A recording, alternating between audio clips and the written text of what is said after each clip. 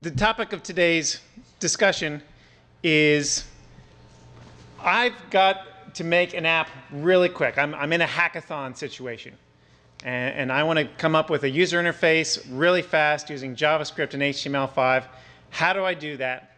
And I'm going to show you how you can do that using this tool, the XDK new, and the App Starter tool within it, and App Framework, the JavaScript library.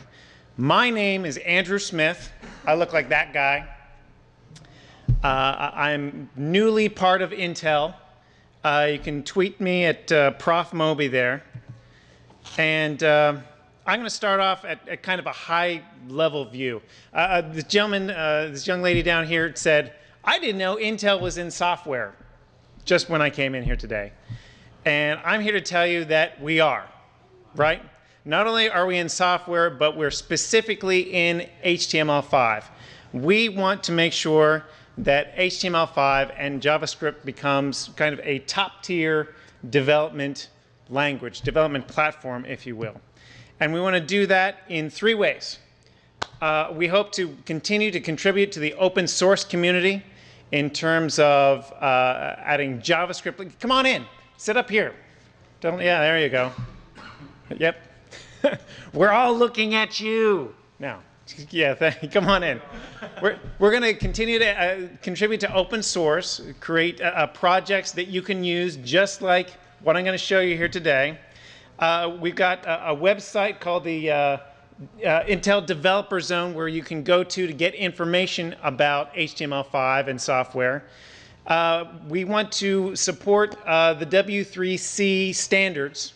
We're going to help there. And finally, we've got tools like this Intel XDK that I'm going to kind of go through today. Some people might ask, what's in it for Intel? The short answer is the more people making apps, the more devices that will be out there. More devices means more chips. Someone really smart at Intel came up with this, and I'm sticking with it, okay? That's the idea. So let me keep going. What is the XDK? What is this tool that Intel has put together for you guys, the HTML5 developer community, right? You guys are all HTML5 developers, right? Raise your hand if you are not. Anyone a business type person? You all write code, right? You're all web developers. You're all JavaScript is in your head, right? You dream it. You know it. You know how CSS works. Perfect. You are my people. You are this is the language of our people we're going to talk. The XDK is essentially a tool that's going to turn us into app developers. And this is apps as in what you're going to get from the Apple App Store or Google Play or the Windows App Store. That's what we're doing. So not only can you build apps that'll come from stores like these, but using these skills that we've got, HTML5, CSS3, JavaScript, we're going to be able to write apps for these stores as well.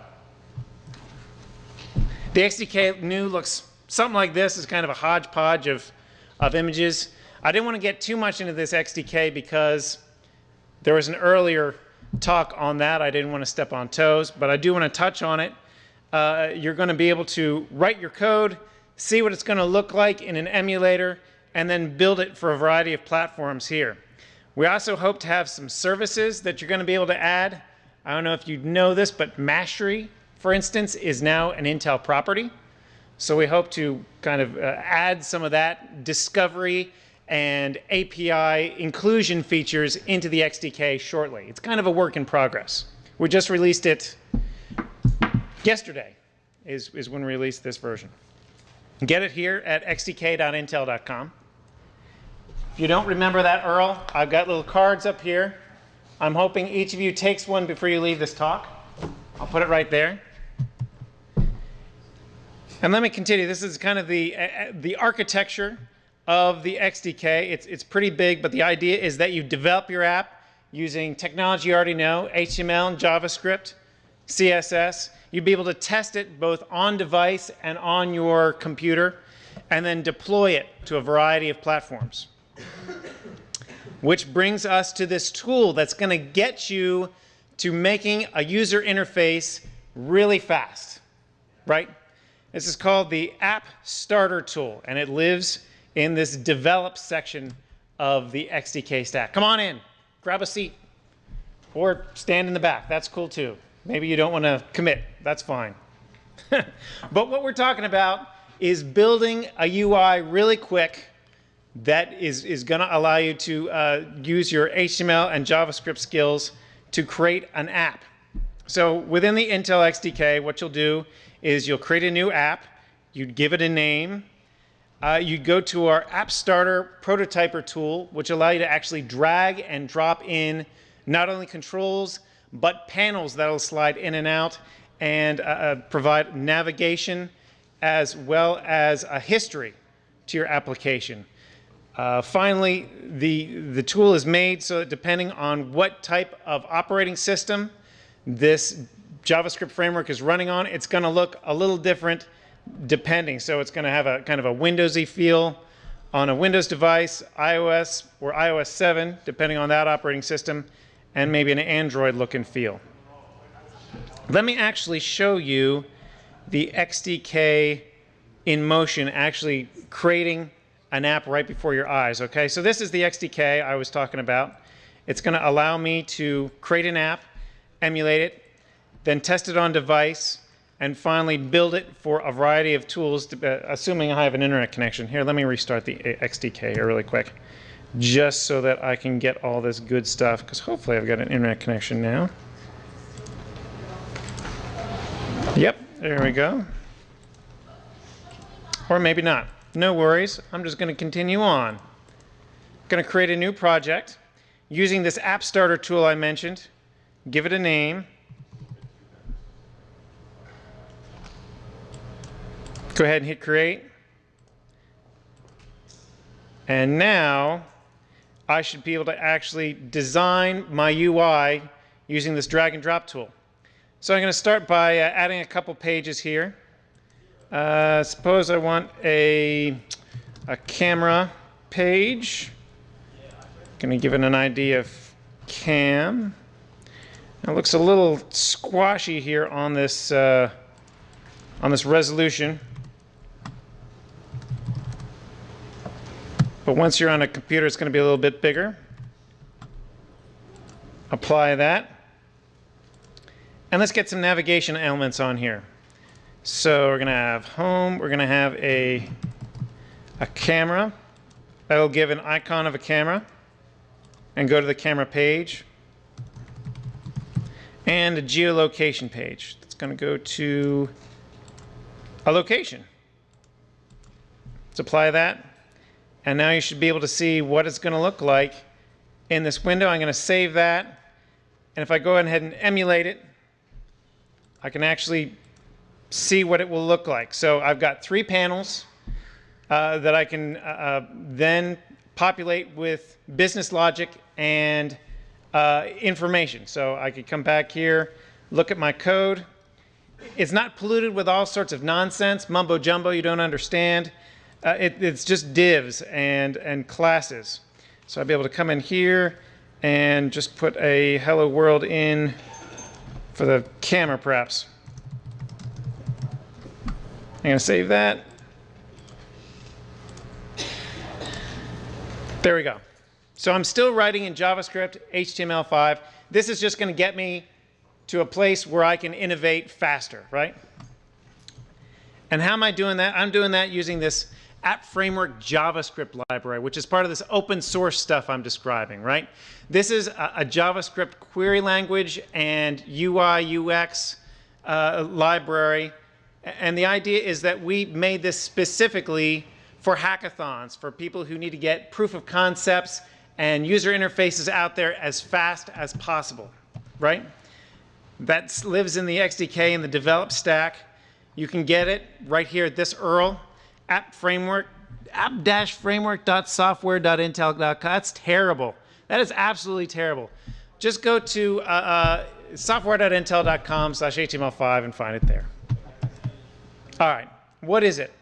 The idea is that we are going to write a JavaScript and HTML5 UI that's going to look as close as possible to a native app look and feel, right?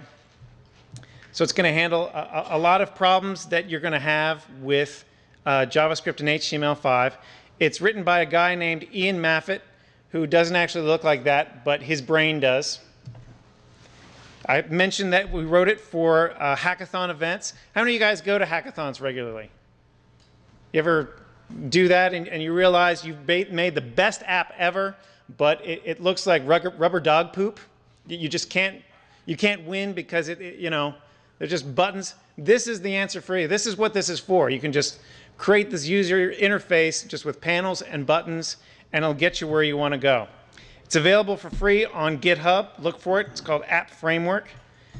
It's made for mobile browsers, and it's made for getting things done fast. For beginners, this framework I showed you, it's going to be pretty easy to figure out where to put stuff, right? This div is for the camera page. This div is for the main page. This div is for the geolocation page I created, right? You're just writing HTML and JavaScript at that point once you're in there. But on top of that, if you are fancy and advanced developer, can also be used with some more technical fancy things, Backbone, Knockout, other frameworks like Topcode or Bootstrap. There are 3 parts to App Framework that I'm going to cover here.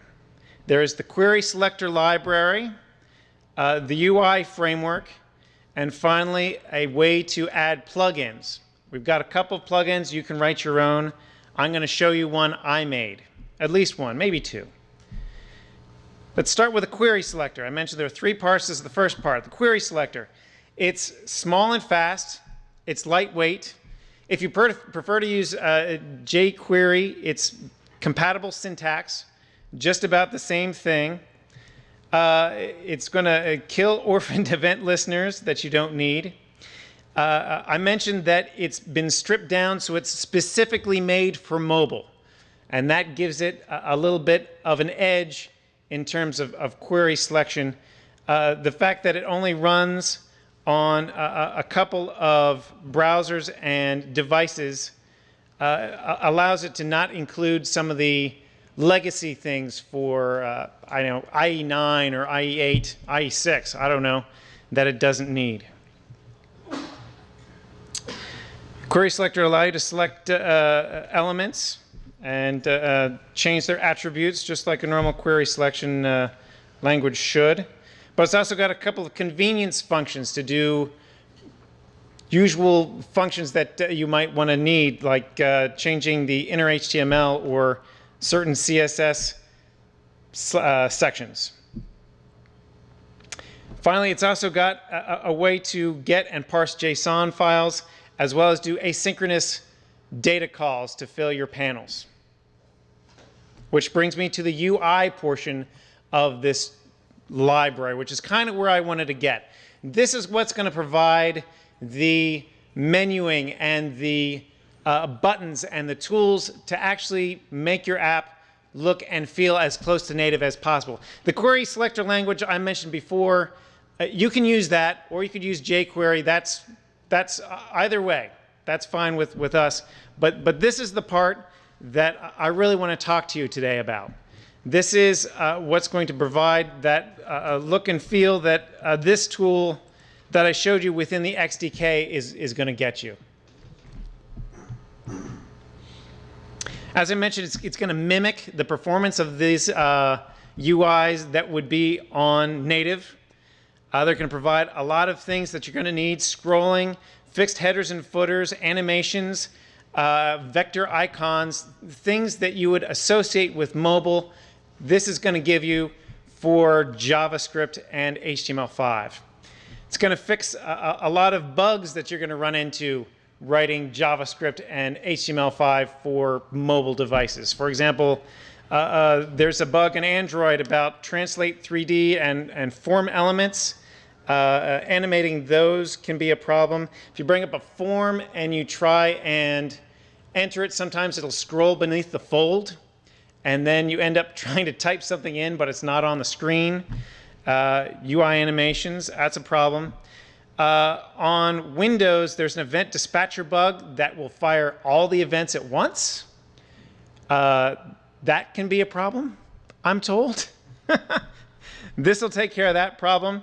There's also a click delay on iOS devices and will hide the address bar and prevent some page bouncing and scrolling that can become a problem. And as I mentioned, this UI piece is what gives the XDK tool the ability to give your app a different look and feel depending on what operating system you're running on. So this is the exact same code that's got 3 different looks depending on which device it senses it is churning on. There's some people already using this framework out in the wild. College Prowler, Zpeel, and Line-A-Light has a tablet app that uses it.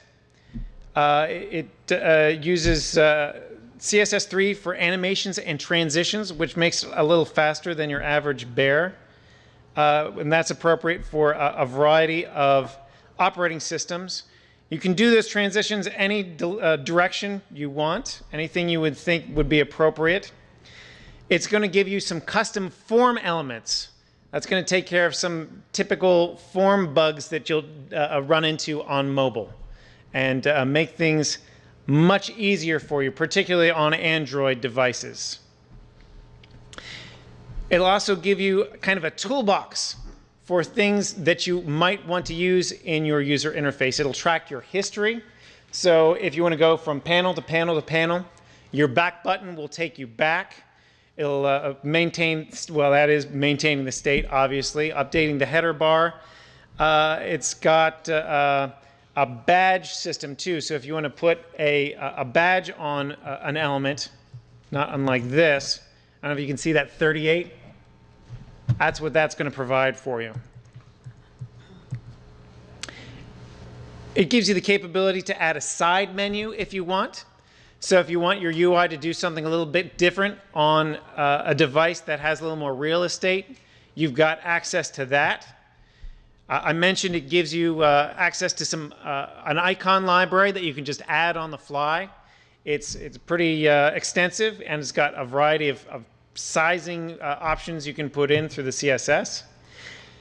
It'll give you the ability to load your content remotely, so it doesn't all have to live actually on the device or in the JavaScript file that you're creating. You can bring it in dynamically through AJAX calls. And that's actually all I wanted to show you for App Framework UI, which brings me to creating plugins to extend the ability of the UI and the App Framework query selector language. I've got a couple. Okay, I guess I want to tell you what a plugin is, and then we can discuss a couple plugins out there, and then I'd like to show you a plugin that I've added. All right, so what is a plugin? It's a way to extend this query selector language and the UI. It's pretty easily done. There are quite a lot of samples here at GitHub. You can find it at that URL. One of them is a scroller. We actually incorporate this into the UI. But if you want to use that scroller yourself for a variety of reasons, that's available. A carousel, just like what you would see on the iOS home screen, going from page to page, or I guess the Android home screen. That's available. There's a swipe listener, so it'll fire an event if it senses a swipe up, down, left, or right, or diagonally. There is a template extensibility piece, so that if you want to write something that works not unlike PHP or a server-side situation where it's going to populate a piece of HTML repeatedly, that's available. And that adds a lot of functionality, particularly if you're doing a lot of lists or a variety of pages, and that is available. There's an animation library, so if you need to add your own custom animation, you can do that through a plugin. There's a drawer where you can bring up a div from the bottom or from the top, and an alphabetic table. That should look familiar, those of you who are on iOS. And finally, an action sheet, which will bring up a pop-up with a variety of buttons that you can act on, and just a regular pop-up.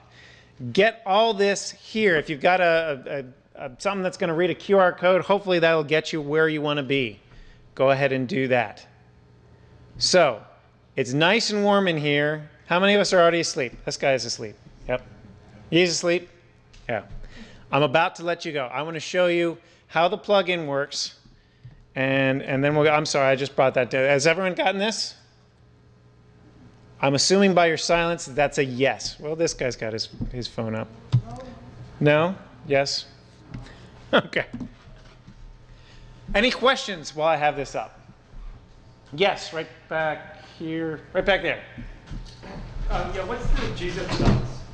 I'm sorry? What's the size, the download size, the gzip size of the... The gzip size, I'm going to tell you the wrong number. Come up later and I'll show you. Okay. Anyone else? Back here? Yeah, so in the beginning of the demo, you showed like a build and an emulator Correct. of devices that were listed. Correct. I'm wondering how you define your devices are like different resolutions. So if you're building a phone and you want to see it in a tablet, how well it does versus, on different resolutions. Okay, that's a great question. He's talking about the Intel XDK, which is the tool, which I can give you the URL for to get. It's a free tool. And that tool allows you to look at what your app is going to look like on different devices with different resolutions. And if you turn it on its side, and that resolution, quite honestly, which is a different resolution as well. The idea with that tool is that we've gone to the manufacturer specifications to figure out just how many pixels it's going to be, and then we iframe that, honestly, and we make that iframe the appropriate size. So we're not doing anything earth-shattering. You're not going to get the appropriate memory management. You won't get any data that's appropriate, but it'll give you an idea of what it's going to look like on the actual device, right? The idea then is that you'd be able to do the test on device feature of the SDK, and then you would actually be able to see it on an actual device and debug it over the... Those look like emulator templates. You also have like build templates so that as you're designing your app, you're designing your particular device. Yes, but I actually didn't show that. That's a whole nother talk. So see me afterwards and I can show you that. Everyone have this? If not, too bad. You're going to have to get it off the internet. All right. So, what am I doing here? I want to show you how I can add a plugin to this application I made. Specifically, something that's going to take a picture using the camera. Right? So I'd be able to emulate this here in my emulator, which I discussed with this gentleman. And what I'm going to do is grab the code I wrote before with the plugin. Right here. Oh, there we go. All right, camera plugin. And I'm going to drop that into the directory I just created, the directory of the app I just created, right? AAA. I'm going to go back and grab this div, right? Which I'm going to put into my code. And I'm actually going to replace the camera page that I had added, that I already had in there, with this code. And it's pretty much the same. It's a div. It's got this class of panel, which tells the JavaScript framework that it's a panel. It's going to slide in. And it's got the exact same title and ID, but it's going to actually want to call out to my plugin and take a picture, hopefully. It's like a magic trick. Is this going to work? Let's keep changes. All right, so hopefully, all right, so the XDK is going to simulate the PhoneGap command that's going to go out to the camera and take a picture. And once that comes back and throws an event, I'm actually able to take that image and draw it to the screen right here, right? Let me try one more plugin for maybe a map, geolocation. Sound good? Here again, what I'm going to do is grab that plugin. Let me actually show you what the plugin looks like. It's just, you know, a query selector function that has a name, right? Gonna grab that, drop that into my folder. I'm gonna call a similar body of text to kick it off. Then we replace the geolocation panel with this pre-generated one. And I'll make all this code available on my Twitter account. Remember my Twitter account? Anyone who can tell that, I'll give you a hug. All for free. Yes, my Twitter account is, can I go up? Prof Moby.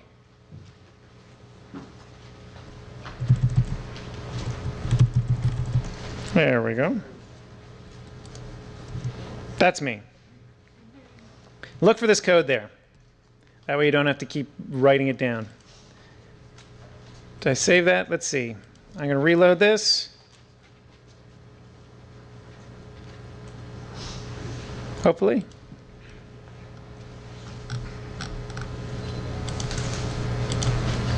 And I should have a map.